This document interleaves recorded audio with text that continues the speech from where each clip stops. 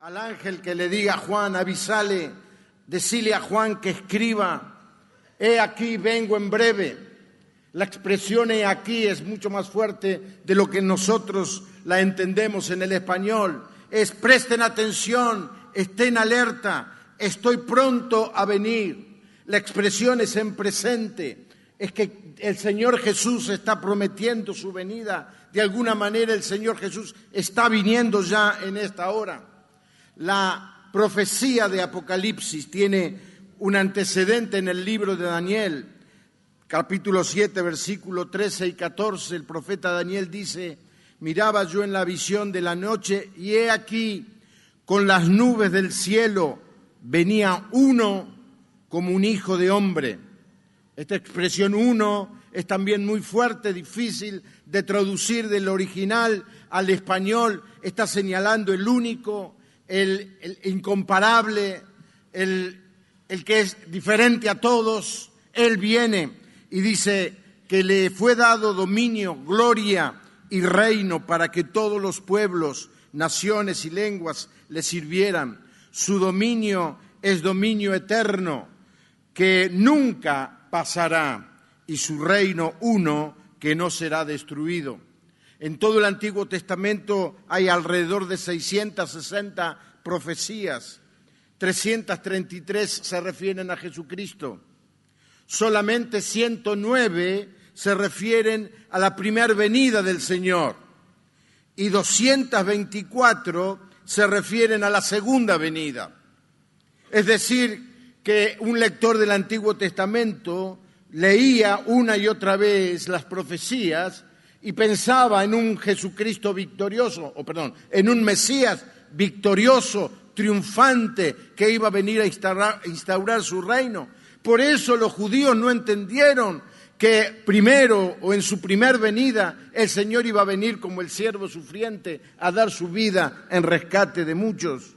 Luego en el Nuevo Testamento el Señor en 21 oportunidades les dice a los discípulos que Él va a venir, y en todo el Nuevo Testamento hay 50 otras referencias que nos anuncian que el Señor Jesús viene otra vez. 9 cosas, casi las voy a leer, 9 elementos en la Biblia que nos afirman la necesidad de esta segunda venida del Señor. En primer lugar, las promesas de Dios demandan que Jesús regrese. Ya en el Génesis capítulo 40, versículo 10, el Señor había dicho, el cetro no se apartará de Judá, ni la vara de gobernante de entre sus pies hasta que venga Silo. Silo es una expresión para mencionar al Mesías, y a Él se ha dada la obediencia de los pueblos. Esto no sucedió en la primera vez que el Señor vino, los pueblos no le obedecieron.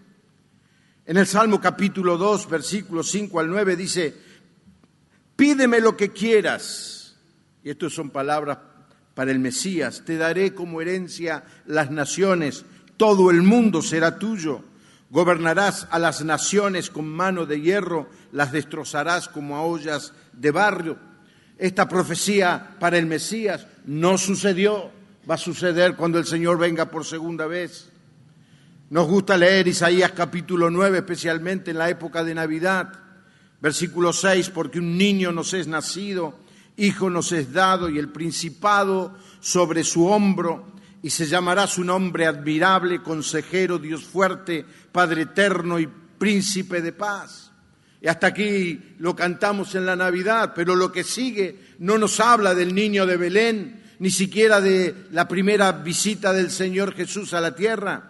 Dice del Mesías triunfante, Rey de Reyes, lo dilatado de su imperio y la paz no tendrán límite, sobre el trono de David, sobre su reino, disponiéndolo y confirmándolo en juicio y en justicia desde ahora y para siempre. El celo de Jehová de los ejércitos hará esto. No se cumplió en la primera venida.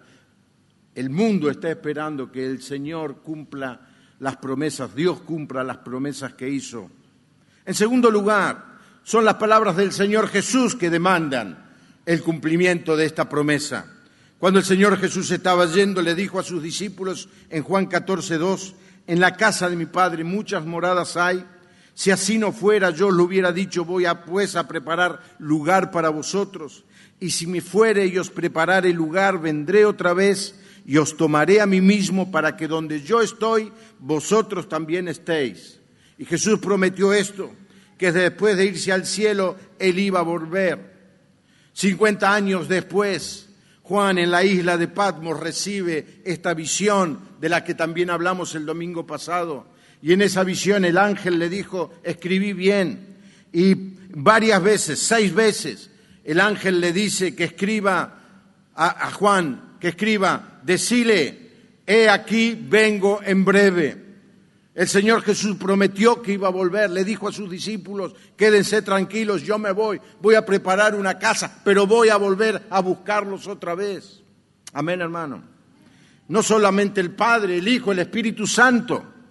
El Espíritu Santo es llamado también el Espíritu de verdad, porque el Espíritu Santo luego iba a inspirar a los apóstoles en sus escritos, y en los escritos que por supuesto no podemos leer, este es un tema muy grande, muy amplio en el Nuevo Testamento, Él les iba a enseñar todo lo que iba a venir.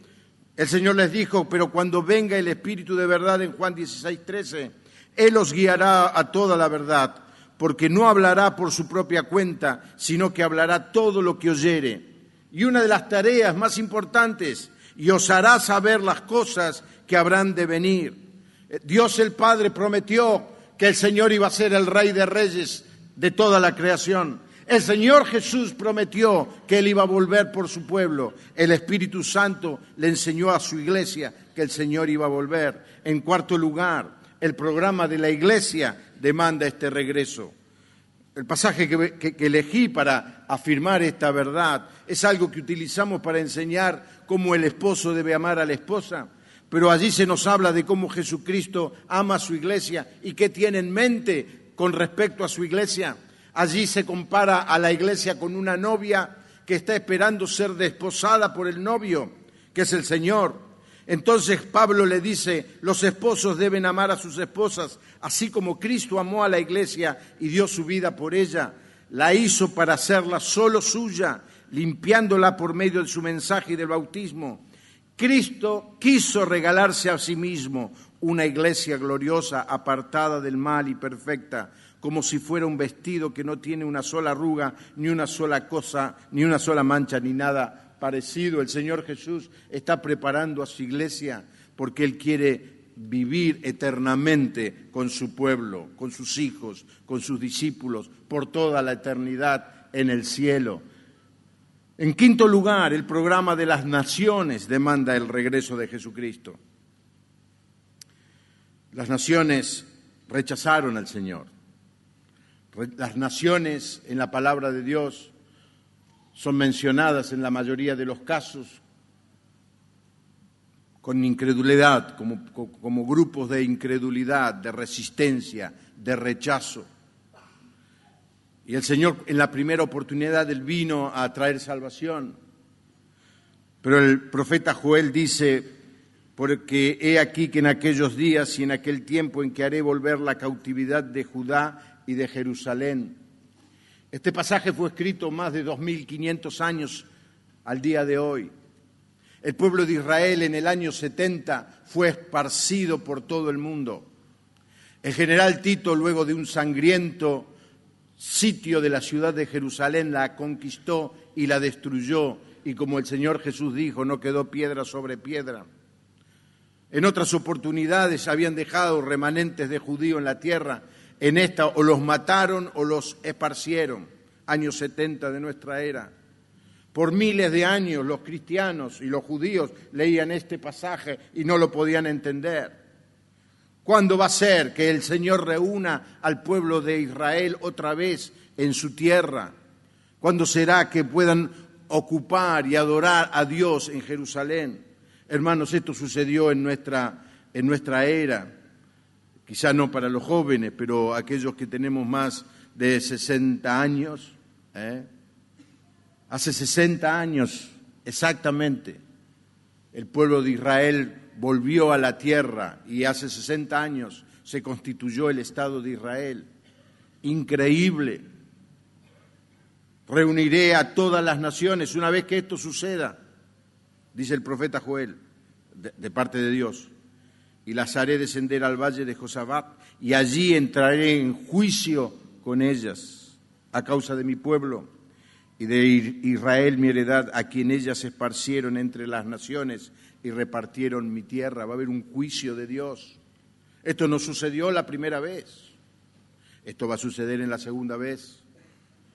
Despiértense las naciones, versículo 2, y suban al valle de Josafat, porque allí me sentaré para juzgar a todas las naciones de alrededor. Dios va a venir a juzgar a las naciones, a los pueblos, a las iniquidades de reyes y poderes que con codicia destruyen la vida de miles.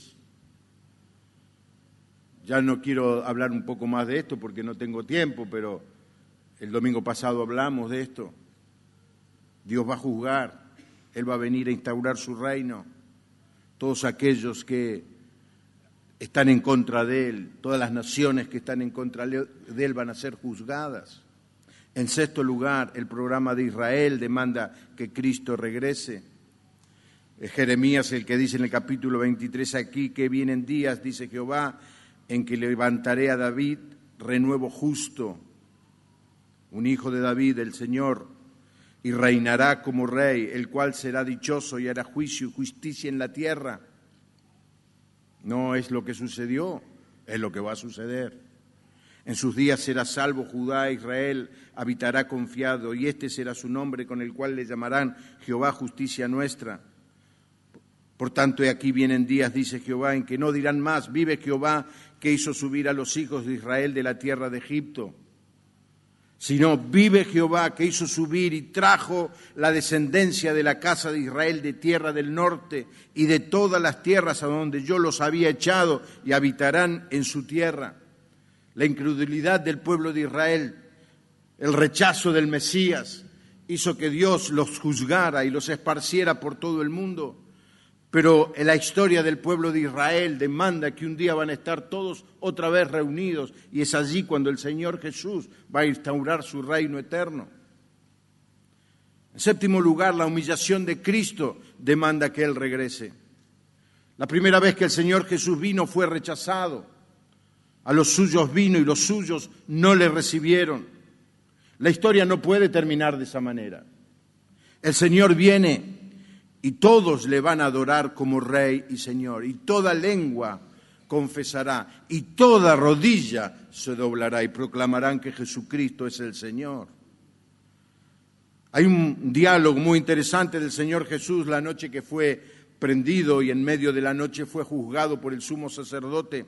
El sumo sacerdote, muy enojado, lo enfrenta a Jesús, y el Señor Jesús no le contestaba. Entonces el sumo sacerdote le dijo: te conjuro por el Dios viviente, que nos digas si eres tú el Cristo, el Mesías, el Hijo de Dios. Por Dios, decímelo. Y el Señor Jesús le dice así: tú lo has dicho, que era la manera de decir yo soy.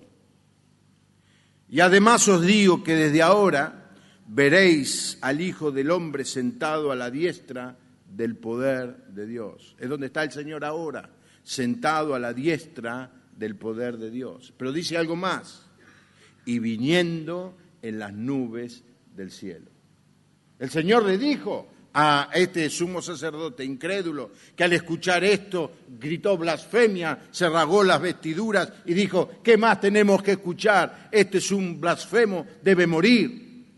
El Señor Jesús le dice: vos podés hacer lo que quieras conmigo, pero no estás viendo lo último de mí. Yo hoy voy a entregar mi vida, pero un día voy a venir a reinar con poder y autoridad sobre toda la creación, en las nubes del cielo. En el octavo lugar, la exaltación de Satanás demanda que el Señor venga. Satanás es mencionado 3 veces en la Biblia como el príncipe de este mundo. Pablo lo llama el Dios de este siglo. Juan dice que el mundo está en sus brazos. El escritor de la carta de los Hebreos dice que tiene el poder de la muerte, pero que el Señor Jesucristo destruyó ese poder. No hace falta que les diga que Satanás tiene poder, que domina a los hombres, que maneja la cultura, la economía, la política de este siglo. No puede quedar así. Algo tiene que suceder. Pero no solamente lo dicen los cristianos, aún la gente incrédula dice esto de alguna manera tiene que acabar. 1 Juan 3:8 dice, para esto apareció el Hijo de Dios, para deshacer las obras del diablo. Romanos 16:20, así el Dios de paz pronto vencerá a Satanás y lo pondrá bajo el dominio de ustedes. El Señor tiene que venir para destruir definitivamente, aplastar a Satanás e instaurar su reino eterno. Cuando vemos la injusticia, la inmoralidad, la inequidad, cuando leemos que millones mueren de hambre mientras otros tiramos la comida, uno se pregunta, ¿pero esto no lo ve Dios? La obra del diablo no puede quedar impune. El Señor Jesucristo viene para destruir las obras de Satanás. Y por último, la esperanza de los cristianos demanda que el Señor vuelva. El texto dice, si nosotros tuviéramos esperanza solamente para esta vida, seríamos los hombres más dignos de lástima. A veces se predica tanto de tener buena vida aquí, que nos olvidamos que lo bueno del mensaje del Evangelio no es que nos soluciona los problemas contingentes de nuestra vida, que por supuesto queremos que el Señor nos lo solucione. Lo extraordinario del Evangelio es que nos asegura la eternidad.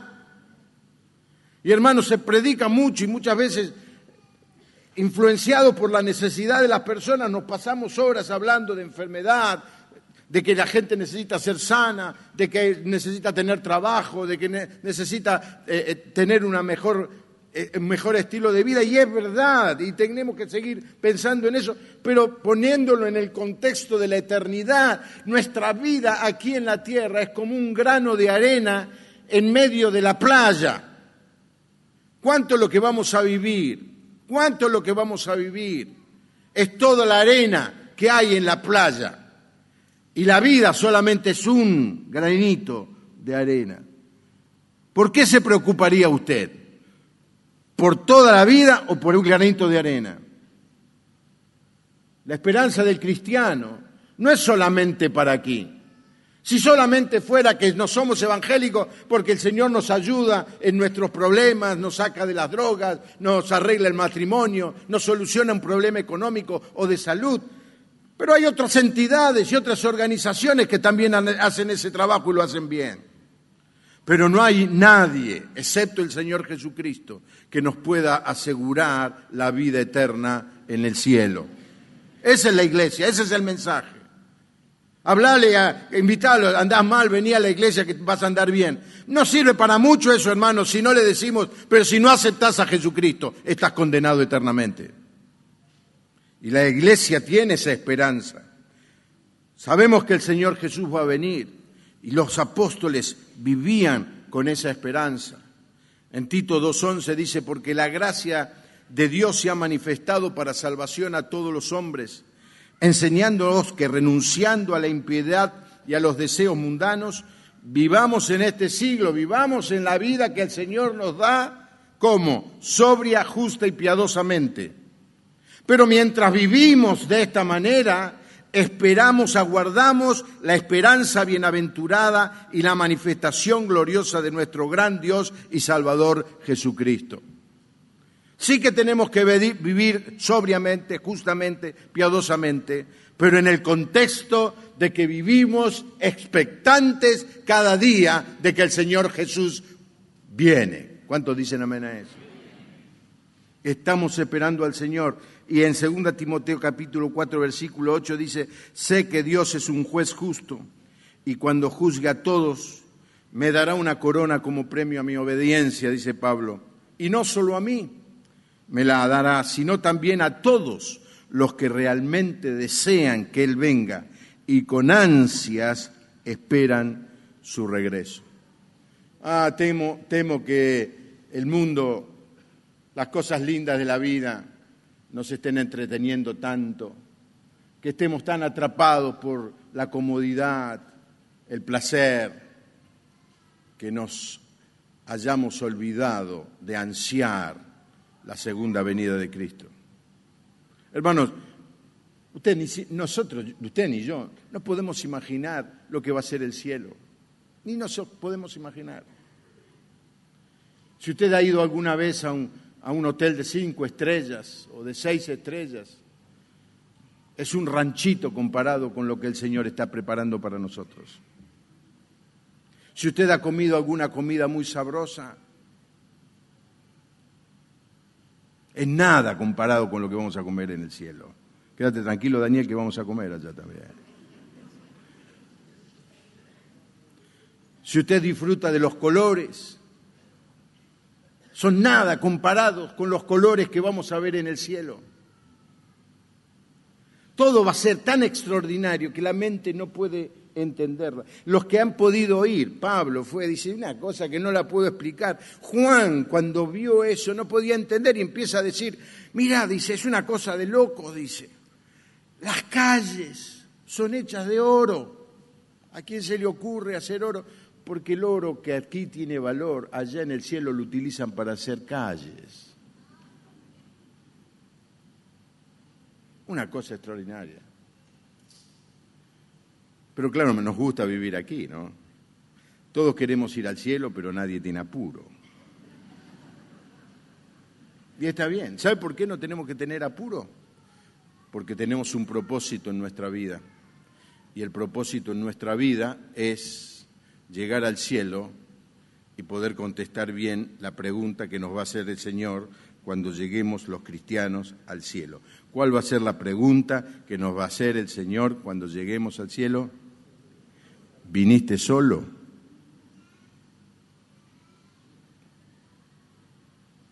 Estamos aquí no para disfrutar solamente de la vida. Ojo que a mí me gusta disfrutar bastante la vida, Pero estamos aquí para alcanzar a otros, hablarle a otros del Señor. Rescatar almas del infierno. Una iglesia en Estados Unidos tiene como lema hacer difícil a la gente del barrio que se vaya al infierno. Ese es el propósito de la iglesia. Y nosotros tenemos ese propósito. ¿Por qué? Porque un día vamos a estar en la presencia de Dios. Y cuando usted empieza a leer cómo va a ser eso, una cosa increíble, no nos entra en la mente.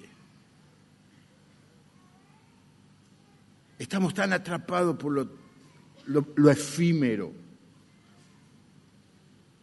¿No es cierto que cosas en las que invertimos dinero y tiempo y entusiasmo, hoy ya las tenemos tiradas porque no sirven más, ya no nos atraen más? Me acuerdo en el año 85, le compré la primer computadora a mis hijos, la Commodore 64. Era como tener un avión a reacción, la Commodore 64. Al poco tiempo, un trasto inservible, hoy producto para un museo. Es que todo pasa. Y lo que hoy te parece sublime, mañana te aburre. Así es las cosas de este mundo. Pero lo eterno está en el cielo, donde está el Señor, y está preparando su venida para instaurar su reino eterno, que va a ser un reino de paz y de justicia y de verdad. Amén, hermano.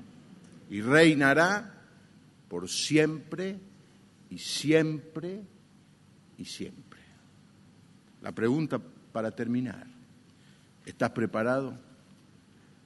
Si el Señor viniera en esta noche, y puede venir en esta noche, el único límite, la única fecha que se nos da en la palabra de Dios de cuándo el Señor Jesús va a venir,